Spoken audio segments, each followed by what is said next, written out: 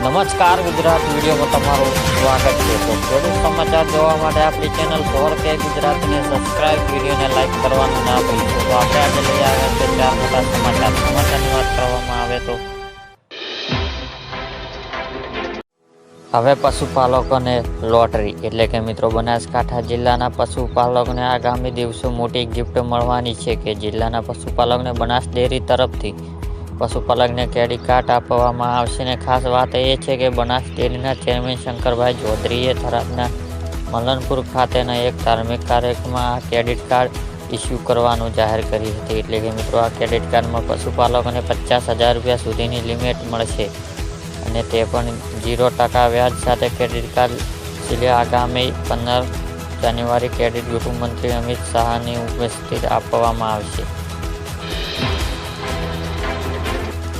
મિત્રો આપણે બીજા સમાચારની વાત કરવામાં આવે તો 12 ભાષાઓમાં હવામાન માહિતી મેળવો એટલે કે IMDએ તેને સપ્તાહ 150માં પ્રવેશ કરી રહ્યું છે અને આ અવસર IMD મોસમ નામની નવી મોબાઈલ એપ લોન્ચ કરનારની છે। તો આવનાર મોસમ મોબાઈલ એપથી મદદથી યુઝર દેશમાં 150 શહેરોમાં હવામાન આગાહી અંગે તમારી માહિતી મેળવી શકશો અને નવી એપ સતત 7 દિવસ સુધી 24 કલાકની દરરોજ આગાહી પ્રદાન કરશે અને આ એપ 12 ભાષાઓમાં ઉપલબ્ધ હશે।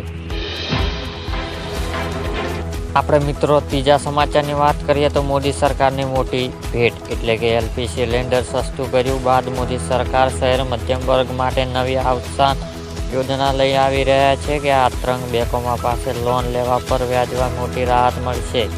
તો આ માટે સરકાર આગામી 5 વર્ષ 600 અબજ રૂપિયા ખર્ચો જઈ રહી છે અને આ યોજના હેઠળ 9 લાખ રૂપિયા સુધી લોન પર 3 થી 65ની વચ્ચે વાર્ષિક વ્યાજ સબસિડીઓ ઓફર મળી શકે છે। 20 વર્ષ મુદત માટે લેવામાં આવેલી છે અને 50 લાખથી ઓછી હોમ લોન આ યોજના માટે પાત્ર હશે।